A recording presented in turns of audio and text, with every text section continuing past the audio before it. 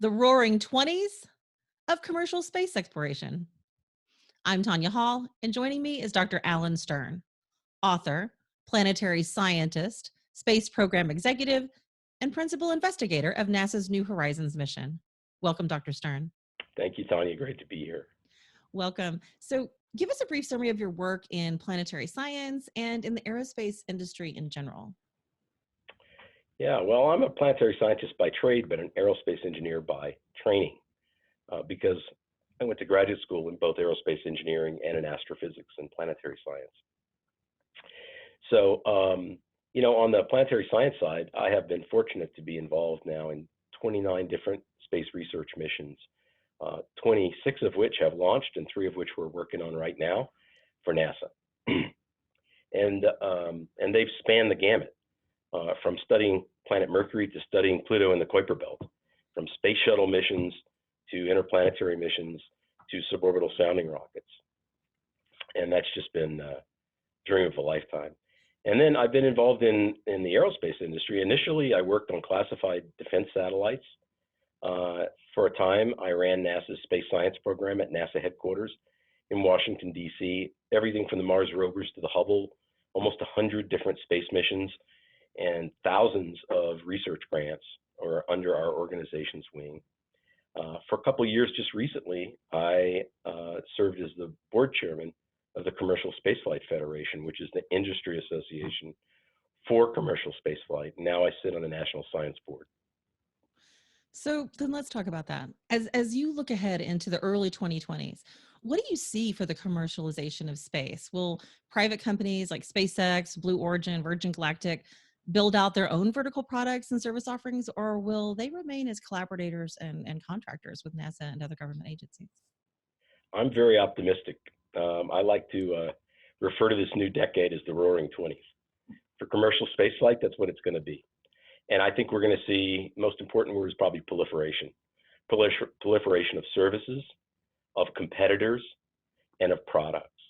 So we're going to see a lot more commercial launch industry, a lot more commercial communications industry, a lot more commercial remote sensing.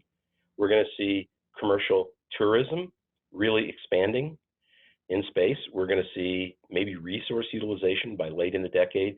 Certainly, we're going to see commercial missions for exploration purposes and many, many more applications. And so we can think of it as leverage of amping up our ability to do things in a way that we couldn't do if we only had a space agency funded by the federal government. And by having that kind of transformation in the way that we do space flight and in the rapidity, going from something rare to something routine, it's going to be a little bit like the PC and internet revolutions that it took computing from something that was rare to routine. And with all that innovation, we got much better products, prices dropped, capabilities expanded, and it changed our lives. And I think spaceflight will be every bit as fundamental a transformation with the commercial spaceflight industry leading. What are some of the more interesting space commercialization projects you've seen recently? Well, I think that the SpaceX has led the way. They have transformed the launch industry by creating reusable launch vehicles that operate for real and that operate economically. And because no one else can keep up with them unless they also develop reusable launch vehicles, virtually every new launch vehicle we see is either designed, baked in to be reusable, or they're trying to catch up. And SpaceX is also leading in creating LEO constellations, low Earth orbit constellations, to give internet to the third world and to remote places that never had it before, to democratize the internet, to break down the digital divide, if you will. But, we're going to see a transformation in our ability to monitor our own planet, and that's going to be great for the health of the Earth and our ability to monitor it, but even more so for our ability to optimize the way that we do everything from energy production to transportation to agriculture. And then there's going to be exploration. For the first time, we're going to see people living off-world. And I don't just mean 150, 200 miles up, but 250,000 miles away on the moon in the coming decade. And soon thereafter, Mars and probably other locales in all of our lives. And to re-paraphrase what Carl Sagan once said, there'll only be one generation in the entire history of humankind where that kind of transformation will take place. And we get to live to be part of it. That's I should end there, but I have another question. So cost per unit of lifted mass is an important metric when it comes to getting payloads into orbit. Sure is. What other metrics should a business manager watch to help understand the progress we're making? Well, it depends on what that business manager is managing.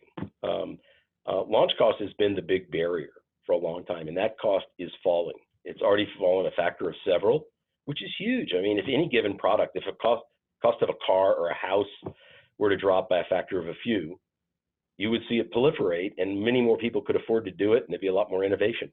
We saw that in computing, as I referred to earlier, when mainframes cost millions of dollars and filled up a room, and then they became laptops that cost thousands of dollars, and they fit on your desk or your lap.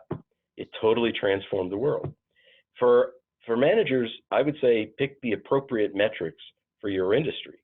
If you're in the communications industry, for example, giving satellite internet to the world, then you care about the cost of a video frame or the cost of, X seconds of audio feed, on your smartphone. If you're remote sensing and you're trying to bring eyes everywhere all the time, continuous persistent monitoring of the Earth, it's a cost of a scene. And so the metric that you use should be tailored to the business that you're in. Dr. Alan Stern, author, planetary scientist, space program executive, and principal investigator of NASA's New Horizons mission. If somebody wants to connect with you, Dr. Stern, maybe they want to get a copy of your book, how can they do that? Well, finding the book, Chasing New Horizons, which is behind me here, is easy. Just Google it, and you can find it all over the web or in local bookstores. My website is alanstern.space, ALANSTERN.SPACE. And my Twitter feed's simple too. It's just Alan Stern, ALANSTERN. Sounds good. Thank you so much for joining us, Dr. Stern. And if you guys want to find more of my interviews, you can do that right here or go to tonyahall.net. Thanks for watching.